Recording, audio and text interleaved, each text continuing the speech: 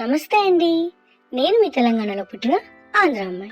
So ఈరోజు మనం వండుకునేది ఏంటంటే టమాటో కొత్తిమీర రోటి పచ్చడి. ఈ రోటి పచ్చడి టేస్ట్ ఉంటుందండి. ఆహా, ఒక్కసారి చేసుకుంటే వారానికి 2 సార్లైనా పక్కా చేసుకుంటాం. సో ఫాస్ట్గా ఇది చేసుకుందాం, ఓకేనా? సో ఫస్ట్ ప్యాన్లో కొద్దిగా ఆయిల్ వేసుకొని దానిలో మిరపకాయలు వేసుకోవాలి. మిరపకాయలని బాగా వేయించుకుంటే కలర్ మారేంత వరకు వేయించుకోవాలి.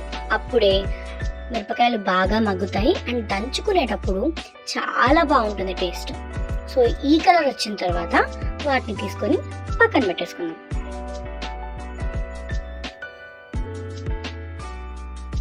సో ఇప్పుడు దాంట్లోని మళ్ళీ కొంచెం ఆయిల్ వేసుకొని ఎల్లిపాయలు మరీ కలర్ మారాల్సిన అవసరం లేదు, కొంచెం కలర్ వస్తే చాలు. ఇప్పుడు దానిలోని టొమాటోలు వేసుకొని ఉప్పు వేసుకుందాం. అప్పుడు టొమాటోలు తొందరగా మగ్గిపోతాయి అండ్ ఆల్సో టొమాటోల నుంచి వచ్చే వాటర్ వల్ల ఎల్లిపాయలు కూడా మగ్గుతాయి. సో ఇది మాత్రం మర్చిపోద్దండి, టొమాటోలు మగ్గడానికి మనం ఉప్పు పక్కా వేసుకుంటే టొమాటోలు తొందరగా మగ్గుతాయి.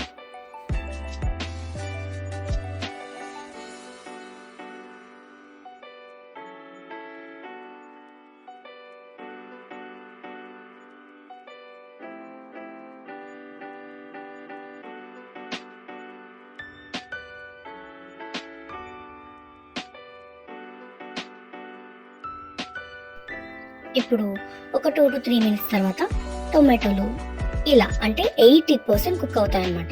ఈ 80% కుక్ అయిన టొమాటోల్లో కొత్తిమీర వేయాలి. బాగా గుర్తుపెట్టుకోండి, టొమాటోలు 80% కుక్ అవ్వాలి. మరి కొత్తిమీరని ఎక్కువగా కుక్ చేయకూడదు.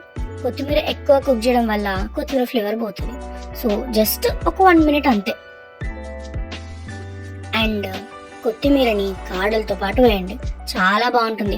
కాడలు బాగుండవేమో మగ్గవేమో అనుకుంటారేమో, అస్సలు అవసరం లేదు. దీనికి కొత్తిమీర ఫ్లేవర్ ఉంటేనే ఈ రోటి పచ్చడి చాలా బాగుంటుంది. సో జస్ట్ ఒక 1 minute తర్వాత దాన్ని తీసేసి స్టవ్ ఆఫ్ తీసుకొని చల్లారుద్దాం, ఓకే?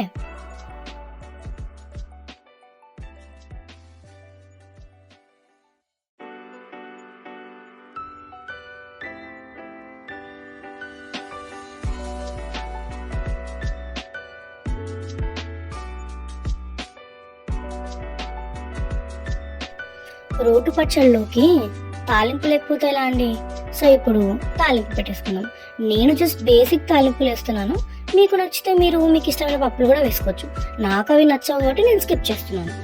సో ఇప్పుడు మన రోల్ని తెచ్చుకుని ఫస్ట్ దానిలో మిరపకాయలు వేసుకోవాలి. తర్వాత నానబెట్టిన చింతపండు. నానబెట్టిన చింతపండు మాత్రమే, చింతపండు రసం కాదు. సో నానబెట్టిన చింతపండు మిరపకాయలు బాగా దంచుకుంటే ఈ మాత్రం పేస్ట్ అవుతాయి. సో అలా అది బాగా పేస్ట్ అయిన తర్వాత మన ఈ టమాటో మిశ్రమం ఉంది కదా, అది వేసుకోవాలి. అది వేసుకొని బాగా గుర్తుపెట్టుకొని ఎక్కువగా దంచకూడదు, జస్ట్ లైట్గా దంచాలి.